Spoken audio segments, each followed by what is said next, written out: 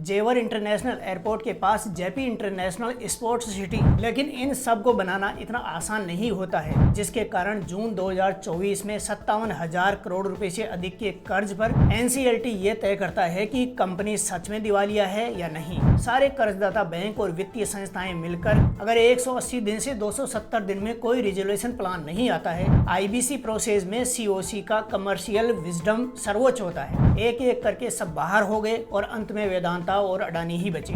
यहाँ पर यह देखना बहुत जरूरी है कि आंकड़े क्या कहते हैं। क्रेडिटर्स ने फास्टर रिकवरी को प्रायोरिटी दी। मीनाक्षी एनर्जी डील में भी वेदांता को 2023 तक हाथ खींचना पड़ा। सोचो फिर भी सौदा अडानी को क्यों मिला।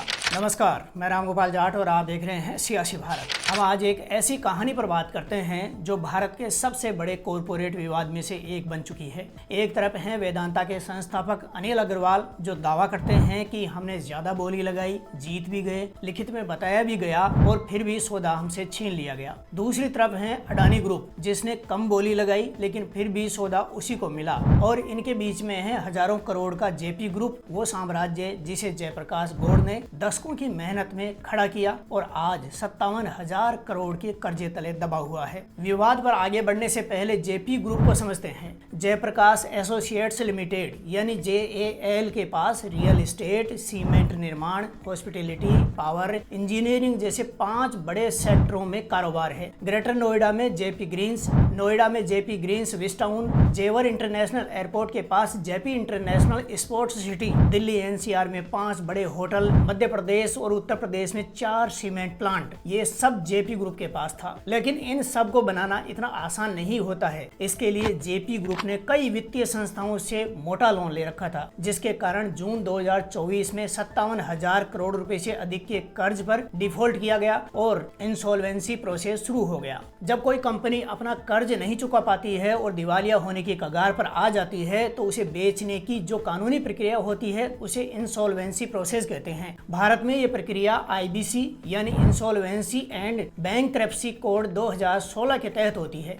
इसके 9 स्टेप होते हैं। जब कोई कंपनी 1 करोड़ रुपए या उससे अधिक का कर्ज नहीं चुका पाती है, तो कर्जदाता बैंक या कंपनी खुद ही एनसीएलटी यानी नेशनल कंपनी लॉ ट्रिब्यूनल में एप्लीकेशन दाखिल करती है। एनसीएलटी ये तय करता है कि कंपनी सच में दिवालिया है या नहीं। एनसीएलटी एप्लीकेशन एक्सेप्ट करते ही मोरेटोरियम लग जाता है, मतलब कंपनी के खिलाफ कोई भी कानूनी कार्रवाई रुक जाती है। न कोई एसेट बेच सकता है, न कोई नया कर्ज ले सकता है। ये प्रोटेक्शन पीरियड होता है। एनसीएलटी एक इंसॉल्वेंसी रेजोल्यूशन प्रोफेशनल यानी आईआरपी नियुक्त करता है। वो कंपनी का पूरा कंट्रोल अपने हाथ में लेता है। पुराना मैनेजमेंट हट जाता है। आईआरपी कंपनी की एसेट्स, लायबिलिटीज और फाइनेंशियल हेल्थ की पूरी जांच करता है। सारे कर्जदाता बैंक और वित्तीय संस्थाएं मिलकर कमिटी ऑफ क्रेडिटर्स यानी सीओसी बनाते हैं। सीओसी ही सबसे बड़ा डिसीजन मेकर होता है। हर फैसले पर वोटिंग होती है, जिसमें किसी भी प्लान को पास करने के लिए 66% से ज्यादा वोट चाहिए होते हैं। यही सीओसी बाहर से बिडर्स यानी खरीदार बुलाती है। जो भी कंपनी खरीदना चाहे वो अपना रिजोल्यूशन प्लान सबमिट करता है। इस प्लान में ये बताना होता है कि कितना पैसा देंगे, कितना अपफ्रंट देंगे, बाकी कैसे देंगे, कर्मचारियों का क्या होगा, कंपनी को कैसे चलाएंगे। अपफ्रंट का मतलब अग्रिम देना होता है। सीओसी सभी प्लान को देखती है, सिर्फ हाईएस्ट बोली नहीं बल्कि अग्रिम पेमेंट, फिजिबिलिटी, ट्रैक रिकॉर्ड और देनदारों को कितनी जल्दी पैसा मिलेगा, ये सब देखा जाता है। यहाँ भी 66% वोट से प्लान अप्रूव होता है। सीओसी जो प्लान अप्रूव करती है वो एनसीएलटी के पास जाता है। एनसीएलटी देखता है कि प्लान कानूनी है या नहीं है। अगर सब कुछ ठीक है तो एनसीएलटी वित्तीय अनुमति देता है। विजेता बोलीदाता कंपनी का कंट्रोल हाथ में ले लेता है, पैसा चुकाता है और नई कंपनी शुरू हो जाती है। अगर 180 दिन से 270 दिन में कोई रिजोल्यूशन प्लान नहीं आता है, यानी कोई बोलीदाता बोली नहीं लगाता है, तो कंपनी लिक्विडेशन में चली जाती है। मतलब कंपनी की सारी एसेट्स बेचकर कर्जदारों का लोन चुकाया जाता है। आईबीसी प्रोसेस में सीओसी का कमर्शियल विजडम सर्वोच्च होता है। कोर्ट सिर्फ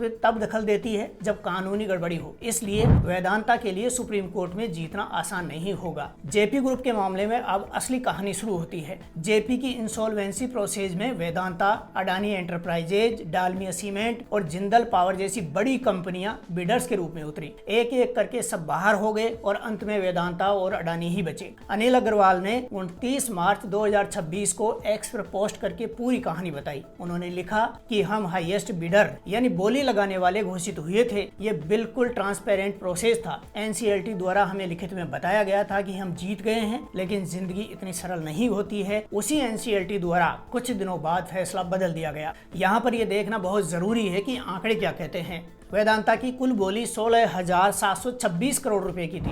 अडानी की बोली 14,535 करोड़ रुपए की थी, यानी वेदांता ने करीब 2200 करोड़ रुपए ज्यादा बोली लगाई थी। सोचो फिर भी सौदा अडानी को क्यों मिला। यहाँ वो बात आती है जो इस पूरे मामले की असल जड़ है। अडानी ने अप फ्रंट यानी तुरंत 6,000 करोड़ रुपए देने का वादा किया। वेदांता ने अप फ्रंट सिर्फ 2,000 करोड़ रुपए देने का वादा किया। बाकी रकम 5 साल में देनी थी। यानी कर्जदाताओं के सामने सवाल ये था कि 16,726 करोड़ रुपए जो 5 साल में मिलेंगे या 14,535 करोड़ रुपए जो 2 साल में मिलेंगे। क्रेडिटर्स ने फास्टर रिकवरी को प्रायोरिटी दी और अडानी के प्लान को 93.8% वोटों के साथ मंजूरी मिल गई। लेकिन अनिल अग्रवाल का दावा है कि इसमें कहानी अलग ही है। वेदांता का दावा है कि उसने बाद में रिवाइज्ड ऑफर दिया, जिसमें अपफ्रंट केस बढ़ाकर 6563 करोड़ रुपए कर दिया गया और 800 करोड़ रुपए का इक्विटी इन्फ्यूजन भी जोड़ा। लेकिन लैंडर्स ने ये रिवाइज्ड बिड रिजेक्ट कर दी कि ये बातें डेडलाइन के बाद आई, इसलिए मान्य नहीं है। वेदांता का आरोप है कि उसे बिड रिजेक्ट करने का कारण नहीं बताया गया, न ही अपना पक्ष रखने का मौका दिया गया। यहाँ वेदांता के खिलाफ एक और बड़ी बात है। 2018 में वेदांता जीएमआर छत्तीसगढ़ एनर्जी की हाईएस्ट बिडर बनी, लेकिन बाद में डील से हट गई। उसी साल इनबर्थ एनर्जी डील में भी बाहर हो गई, जिससे कानूनी विवाद हुए। मीनाक्षी एनर्जी डील में भी वेदांता को 2023 तक हाथ खींचना पड़ा। यानी वेदांता का ट्रैक रिकॉर्ड है हाईएस्ट बिड लगाओ, डील मिलने के बाद पीछे हट जाओ। ये पैटर्न क्रेडिटर्स को भरोसा नहीं देता है। तो भला जेपी ग्रुप के कर्जदाता बैंक वेदांता पर भरोसा क्यों करते। बोली लगने के बाद 17 मार्च 2026 को एनसीएलटी की इलाहाबाद बेंच ने अडानी को 14,535 करोड़ रुपए का प्लान अप्रूव किया, जिसके बाद वेदांता ने एनसीएलटी में अपील की। लेकिन 24 मार्च को एनसीएलटी ने वेदांता की स्टे की अर्जी ठुकरा दी और कहा कि प्लान का इम्प्लीमेंटेशन जारी रहेगा। इसकी अगली सुनवाई 9 अप्रैल को है और 30 मार्च 2026 को वेदांता सुप्रीम कोर्ट में चली गई। यानी जेपी ग्रुप को खरीदने की ये लड़ाई अभी खत्म नहीं हुई है। तो आखिर में सवाल ये है कि क्या वेदांता के साथ नाइंसाफी हुई या ये सिस्टम की सही कार्यप्रणाली है। इसके दोनों तरफ के तर्क हैं। अनिल अग्रवाल का कहना है कि लिखित में जीत बताई गई, फिर फैसला बदला, ये धर्म के विरुद्ध है। और क्रेडिटर्स कह रहे हैं कि हाईएस्ट बिड नहीं, सबसे भरोसेमंद बिड जीतती है। अनिल अग्रवाल की पोस्ट पर एक विश्लेषक ने कमेंट करते हुए लिखा, धर्म बिजनेस में भी यही है कि अपनी कमिटमेंट्स पूरी करो। वेदांता का पिछला ट्रैक रिकॉर्ड यही कहता है। कोर्ट क्या